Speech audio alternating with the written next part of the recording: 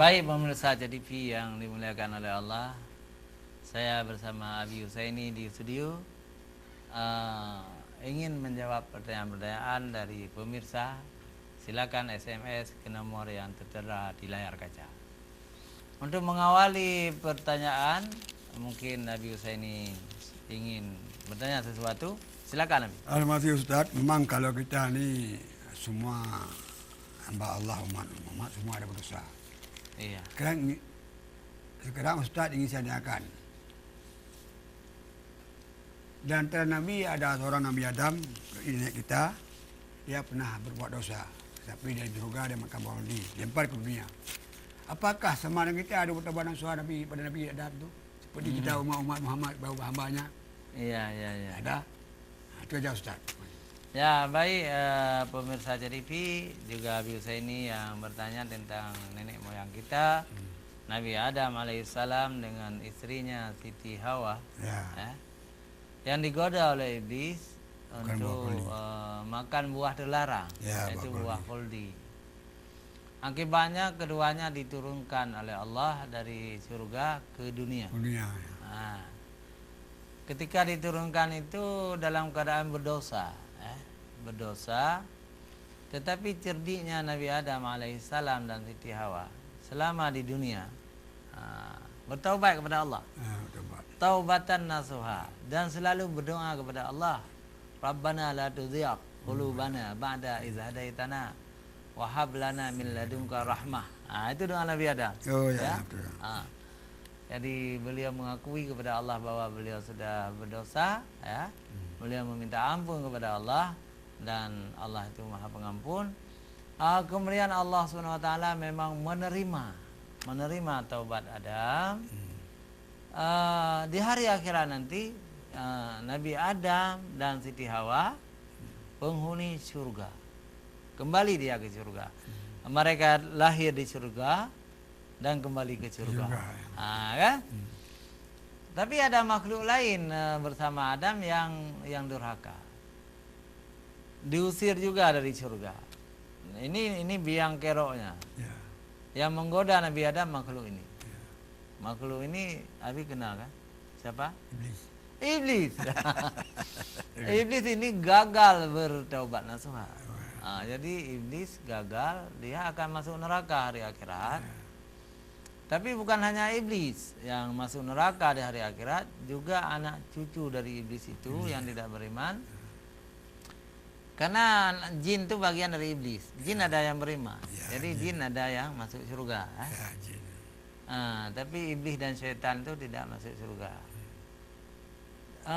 Tidak cukup dengan bangsanya sendiri, tapi iblis juga menggoda bangsa manusia. Manusia pun diajak oleh iblis untuk masuk neraka. Dan banyak manusia yang tersesat dengan godaan iblis itu. Jadi di hari akhirat nanti penuh neraka dengan jin dan manusia.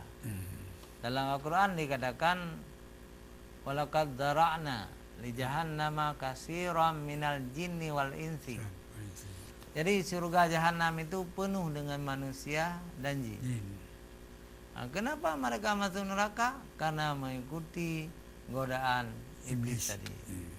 Jadi kesimpulan Nabi Adam dan Siti Hawa berdosa juga, tapi itulah contoh manusia yang bertobat, taubat nasuha.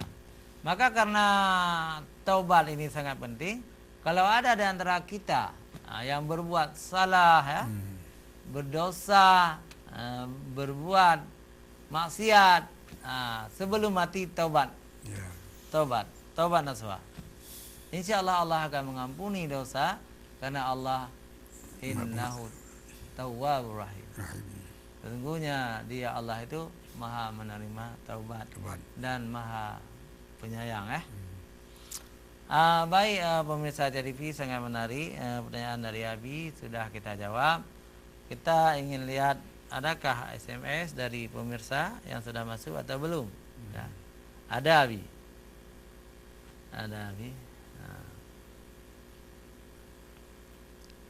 Iya, sudah ada 2 SMS. dari Pak Yaakob Telah. Pak Yaakob Telah di Pesangan. Ini penyanyi ya? Ya. Hah? Penyanyi lama. Penyanyi lama. Assalamualaikum Ustaz. Waalaikumsalam warahmatullahi wabarakatuh. Apakah korupsi itu bisa taubat nasuha, Ustaz? Orang-orang korupsi itu apakah harus mengembalikan uang yang dikorupsi itu supaya diterima taubatnya? Waduh, bagus sekali pertanyaannya. Abi bisa jawab? Jadi kalau taubat semua kita berdosa yang diterima oleh Allah SWT. Jadi kalau hukum Allah taubat, kalau hukum manusia itu di penjara. Kita di penjara hukumnya. Tapi kalau Allah mengampun dosa-dosanya asal taubat nasuha. Jadi nasuha itu bersih, betul-betul taubat. Iya. Seperti yang tadi. Itu aja Ustaz. Benar seperti itu, orang-orang yang sudah berbuat dosa kalau taubat nasuha itu akan diampuni dosanya oleh Allah SWT. Misalnya korupsi misalnya. Seseorang pejabat korupsi itu. Bagaimana supaya Allah menerima taubat nasuhanya? Kalau uang itu masih ada, harus dikembalikan. Ya. Uang siapa yang dikorupsi? Uang negara, kembalikan ke negara. Uang rakyat, kembalikan ke rakyat. Kalau sudah habis bagaimana? Tidak ada untuk membayarnya. Wajib bayar. Disita rumahnya, jual tokonya, jual rumahnya, bayar untuk uang korupsi itu. Itu baru diterima taubat nasuha. Ya. Oh, kalau memang rumah-rumah sudah dijual, mobil-mobilnya sudah dijual tapi belum cukup, itu taubat kepada Allah. Minta ampun kepada Allah. Jadi pekerjaan korupsi itu pekerjaan besar ya. Itu dosa besar, bukan dosa kecil. Tidak ada guna. Mencuri. Kalau hukumnya sama dengan hukum mencuri. Potong tangan. Untung di Aceh tidak ada hukum potong tangan. Kalau ada hukum potong tangan, banyak pejabat yang harus kita potong tangan. Karena mencuri ya. Menerima suap, korupsi itu mencuri namanya. Jadi pandai juga orang Aceh ini. Tidak membuat hukum untuk pemimpin. Dibuatlah hukum untuk orang-orang kecil dicambuk gitu. Itu coba kalau DPR membuat hukum seperti disuruh oleh Allah, tidak dibeda-bedakan orang, tunangan sudah sekian banyak pejabat Aceh yang harus kita potong tangan. Itu lebih. Ya, betul. Dan timbul pertanyaan, kalau seseorang itu tidak dipotong tangannya karena mencuri di dunia ini, bagaimana di akhirat nanti? Di akhirat nanti akan dipotong tangannya oleh Allah SWT di dalam neraka. Kecuali taubat nasuha tadi. Ya, taubat. Jadi pemirsa JTV, terima kasih kepada Bapak Yaakob Telah di Pesangan. Ya. Luar biasa dari jauh beliau SMS. Mungkin beliau bisa mendengar JTV di sana. Kemudian kita baca satu lagi. Ya, menarik sekali ini dari masuk 3 Abi, sudah 3 nih. Ya. Assalamualaikum Tengku. Nyona sabah pertanyaan Pak Dron. Bahasa Aceh. Na anu inang ubud. Pu anu nyan payah ada sunat Tengku. Iya. Baik nyo hana gebuhnan hana gebuhnan. Anu sunat anu. Ke yang SMS hana gebuhnan. Tapi nomor HP kanya ujung di 1958. Ya. Anu inang dalam mazhab Syafi'i disunatkan khitan. Jadi kelentitnya itu dipotong sedikit. Dari asal formalitas itu. Tak sama dengan lelaki. Tapi dalam mazhab Hanafi di Mesir itu tidak perlu. Tidak perlu. Tidak ada. Kemudian Fakultas Kedokteran sekarang ahli-ahli dokter spesialis juga sudah mempelajari kalau diambil sedikit ujungnya daging itu itu akan lebih nikmat kalau dia melakukan perbuatan suami istri. Tapi kalau tidak seperti di Mesir juga tidak apa-apa. yang laki-laki itu wajib walaupun namanya Sunnah. sunnah. Sunnah Rasul. Wajib bagi orang Islam itu dikhitan. Khitan. Oh, saya mau masuk Islam tapi jangan lagi dikhitan karena saya sudah dewasa. Tidak boleh. Harus dikhitan juga. Dan khitan itu tidak sakit. Tidak sakit. Sekarang ada obatnya setelah disuntik. Ya, macam-macam. Jadi dan tidak ada tidak ada mualaf yang tidak mau dikhitan. Jadi demikian saudara saya, kita ikuti aja seperti yang berlaku di Aceh ini. Ya. Anak-anak perempuan kita Seperti biasa lah. nah diambillah sedikit kelentit istilahnya. Bahasa kasar itu. Ada tambahan dari Abi tentang ini? Udah. Tapi betul seperti Ustaz bilang tu, ada manfaatnya. Itu apa disuruh kinatan tu ada manfaatnya. Ya. Jadi menarik sekali. Dari Pak Syamhas. Ini Pak Syamhas ini kalau nggak salah saya, beliau seorang sastrawan Aceh ya. Tinggal beliau di Lamdingin. Assalamualaikum Ustadz.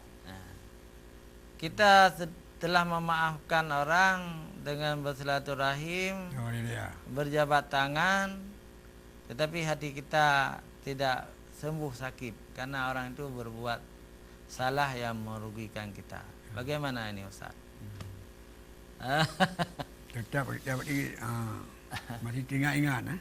Ya. Jadi tidak boleh begitu. Jadi hati dan perbuatan itu harus sama. Ya. Jangan dendam. Gak perlu menyimpan sakit hati itu. Itu boleh dimaaf namanya tu. Boleh dendam namanya. Masih ada dengki. Ya, nggak ada maaf. Tolong Pak Syahas, kalau memaafkan orang lahir batin. Maka disebut bersih. kan? Batin bersih. Lahir batin, maaf lahir batin. Tidak cukup lahirnya saja. Ya, harus batin semua. Harus batin semua. Bersih namanya. Iya. Batinnya bersih. Ya, ini menarik sekali masalah taubat nasuha ini. Ya. Ya. Ada lagi. Sudah tidak ada lagi sementara Abi. Jadi biar jadi saya mau lagi begini. Ini setiap kita manusia tak ada dosa. Ini Ustaz begini. Dosa-dosa apa yang tidak tidak dimaafkan? Iya. Sebenarnya semua dosa manusia itu bisa dimaafkan. Ada satu dosa syirik. Itu tidak dimaafkan oleh Allah selama dia itu syirik. Tapi ketika dia tidak syirik lagi kan sudah dimaafkan. Tapi kalau dia masih syirik itu tidak pernah dimaafkan. Ya. Syirik itu menduakan Allah. Ya. Atau Allah itu lebih dari satu. Ya. Itu syirik namanya.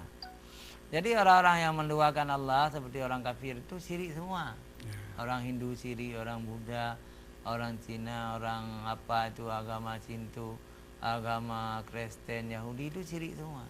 Ya. Karena Allah bukan satu. Itu tidak akan dimaafkan. Misalnya ada orang Islam, ketika orang Islam itu masuk Kristen kan sudah syirik dah. Ya. Itu kalau mati dalam kafir. Kafir. Masuk Tetapi kalau dia dari Kristen dia masuk Islam lagi, ya. tidak syirik lagi, dimaafkan. Sebelum dia mati. Sebelum dia mati. Tapi kalau dia masuk Kristen lagi, syirik lagi. Jadi syirik ini tidak akan dimaafkan oleh Allah kalau mati dalam syirik, mati dalam. Ini ada juga ada Ustaz, kita perlu kita mengetahui oleh para pembesar. Ada juga kita ni orang kita ni ada juga ada banyak. Kita Islam tapi istilahnya kita Kristen gimana? Iya. Kemana hukum dia jatuh? Ini sudah pernah kita jawab Abi bahwa Islam harus kawin bersama Islam dan tidak boleh kawin campur. Misalnya kita orang Islam kawin dengan Yahudi itu haram, tidak sah. Dengan orang Hindu kita kawin tidak sah. Dengan orang Kristen juga tidak sah. Ini fatwa mutakhir. Tapi ada fatwa abad ke-17 dulu sudah dicabut sekarang. Boleh kita kawin dengan ahlul kitab. Ahlul kitab itu adalah orang-orang Kristen yang percaya Allah itu satu dan menganggap Nabi Isa itu sebagai Nabi Allah. Nabi Allah. Tetapi orang Kristen sekarang tidak ada lagi seperti itu. Orang Kristen sekarang menganggap Nabi Isa itu Tuhan, anak Tuhan. Jadi dengan demikian fatwa terakhir dari Rabitah Alam Islami yang berkedudukan di Jeddah, kemudian fatwa itu disebarkan seluruh dunia. Sekarang haram orang-orang Islam kawin dengan perempuan Kristen. Tidak boleh lagi sekarang. Karena perempuan Kristen bukan lagi ahli kitab. Nah, tapi fatwa abad ke-17 bisa membolehkannya. Masih dibolehkan. Karena dianggap orang-orang Kristen itu ahli kitab. Dan diharapkan supaya istrinya itu bisa dibawa ke Islam, masuk Islam. Tetapi yang sangat menakutkan justru sebaliknya di zaman sekarang. Justru orang Islam yang diajak oleh istrinya untuk masuk Kristen. Ini yang sangat banyak terjadi di Indonesia. Maka Majelis Ulama Indonesia juga memfatwakan tidak boleh kawin yang berbeda agama. Kalau ada sekarang orang-orang seperti itu, Majelis Ulama tidak punya hak untuk melarang mereka. Larang tidak larang itu adalah negara, tetapi negara tidak melarang. Ini masalahnya. Maka mereka kawin di catatan sipil. Ya. Menurut Islam tidak sah perkawinan itu. Tapi bagi orang yang sudah keranjing cinta itu tidak mau, tidak sah. Yang penting negara sudah mengakui mereka suami istri. Ini ada lagi Pak yang terjadi di masyarakat kita sekarang, ada juga kan. Misalnya seorang orang tua tu menikahkan anak. Jadi orang nak mau, kenapa dia bilang? Saya sering-sering tinggal salat, dia bilang tu. Jadi kalau saya nikahkan tidak sah. Bagaimana Ustaz? Itu boleh menganggap dia itu fasik. Jadi orang fasik itu tidak sah menikahkan anaknya. Jadi dibilang sama kuaket, sama kepala kuaket atau Pak Imam untuk mewakili sebagai wali yang diwakili sama orang lain, wali mujibir, itu dibolehkan, sah nikah anak itu. Tapi kalau dinikah orang tua? Secara nikah sah juga, karena kan dosa orang tua itu tidak mungkin jatuh pada anak. Tetapi si orang tua ini telah berbuat dosa besar. Dia tidak salah menikahkan orang. Sama dengan dia tidak salah menjadi tukang potong ayam. Itu sebenarnya dia telah berbuat haram. Orang yang memotong ayam, memotong kambing, lembu itu wajib ada salat. Tapi tidak salat, pura-pura alim, potong bismillahirrahmanirrahim, potong kerbau, potong lembu, potong kambing, potong ayam. Bagi orang yang beli itu sah, halal tuh. Tapi dia telah berbuat dosa. Begitu juga kalau ada bapak yang fasik, ayah yang fasik, tidak salat, pura-pura alim, apalagi orang tua tak dosa kan? Tak dosa. Tapi nikah sah kan? Sah. Jadi orang tidak mau yang tahu dia tidak salat, tak dosa dia. Tetapi ada juga anak-anak yang taat. Bapaknya tidak salat, tapi anak itu sudah pergi ke pesantren mungkin, sudah tahu kalau dinikahkan oleh bapaknya tidak salat, dia bilang sama mamanya, "Mak, kalau saya dinikahkan oleh bapak saya tidak mau, karena bapak orang fasik." Ada juga. Ada. Lalu bapaknya juga sadar, diwakili sama wakil. Nah, itu jalan keluarnya. Baik pemirsa TV yang dimuliakan oleh Allah, kami masih menunggu SMS dari pemirsa. Kalau tidak ada, kita ingin juga bercerita sebuah cerita orang-orang yang berdosa. Ya. Hidup di dunia ini memang penuh dosa. Setiap manusia itu punya dosa. Ada hadis Rasulullah yang menyebutkan kullu bani Adam khata'un wa khairul khata'ina tawwabun. Riwayat Ibnu Hibban. Setiap cucu Adam ini dalam keadaan berdosa. Sebaik-baik orang berdosa adalah orang yang mau taubat. Itu hadis. Kemudian orang yang taubat itu sangat disenangi oleh Allah Subhanahu wa taala. Sangat senang Allah. Jadi ibaratnya begini. Ada seorang musafir pergi sendiri ke padang pasir dengan untanya. Di atas untanya ada pakaian, ada makanan, ada minuman. Kemudian di tengah padang pasir itu si onta itu memberontak. Onta itu, nah, Yang jalan lagi. bukan, justru meloncat-loncat. Jalan-jalan. Yang punya unta itu jatuh. Itu. Si unta itu lari. Lari yang tidak bisa dikejar, lari entah kemana kemudian menghilang. Jadi orang itu sangat susah. Kenapa susah? Karena makanannya sudah Bawa unta. dibawa lari. unta. Minumannya sudah dibawa unta. Pakaiannya sudah dibawa untanya. Lalu dia menemukan sebatang pohon. Dia tidur di sana dalam keadaan yang paling susah, sudah lapar, sudah haus. Dahaga, macam-macam. Susah sekali dia di situ. Nah, tiba-tiba datanglah si unta itu.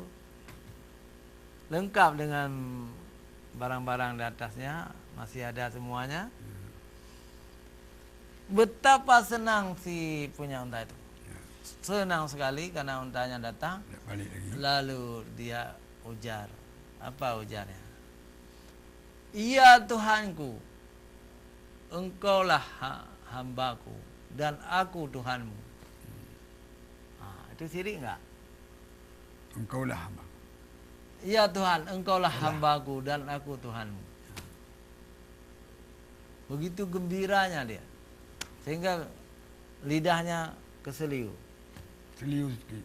Padahal dia ingin mengatakan, Allah. Ya Tuhanku, Engkau Tuhanku dan aku hamba. Kamu. Itu bukan syirik. Ternyata tidak syirik. Karena dia Kesilapan. kesilapan. Begitu karena dia Saking gembiranya. gembiranya mengucapkan kalimat yang salah tapi tidak berdosa. Begitulah kira-kira senangnya Allah ketika seorang hamba itu bertobat. Sama seperti senangnya seorang manusia yang ditinggalkan oleh untanya, kemudian untanya kembali. Berjumpa dengan yang punya. Pemirsa JTV jangan kemana-mana, kita kembali setelah jeda iklan berikut.